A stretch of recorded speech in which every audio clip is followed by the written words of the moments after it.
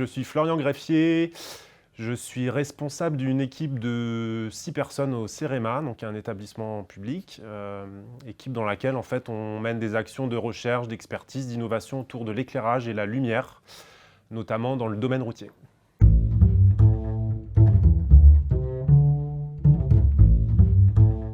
Alors j'ai choisi ce master en fait, dans la continuité d'un parcours étudiant qui avait commencé à l'époque en Doc Sciences de la matière à l'Université d'Angers. Et puis après un petit moment d'égarement dans le cadre d'une licence de sciences physiques, où je continuais à faire de la chimie, j'ai rebasculé complètement vers la physique en maîtrise.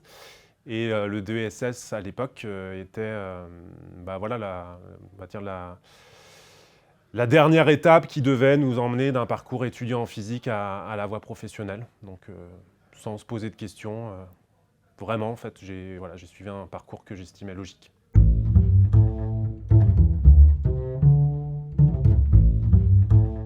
Ça m'a apporté un bagage scientifique complet en fait, puisqu'on faisait de l'optique, du traitement du signal, du traitement d'image. Donc en fait, tout ce qui concerne l'application de la physique dans des domaines qui peuvent conduire à la professionnalisation, on les abordait. Donc voilà, ça m'a apporté ce bagage théorique. Encore aujourd'hui, dans mes activités professionnelles, ça m'arrive de feuilleter mes cours.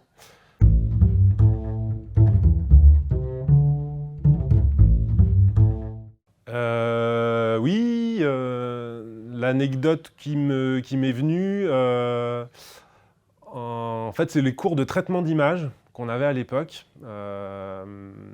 Et en fait, le prof qui nous faisait cours, pendant les 4-5 premières séances, il nous a fait colorier un polycopier où il y avait des cases à colorier en fonction du traitement d'image qu'on était censé mettre en œuvre.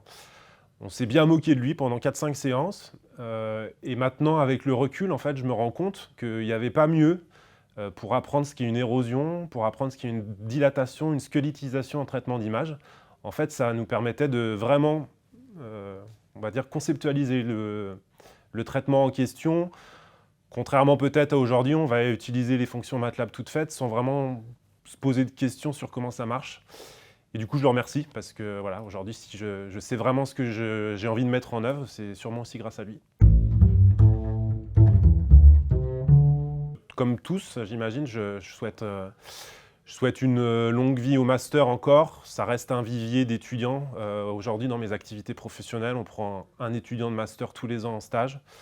On a même une doctorante depuis 2 ans qui vient de ce master. Donc voilà, je pense qu'il reste pleinement ancré dans une formation qui peut satisfaire des équipes comme la mienne en termes de professionnels.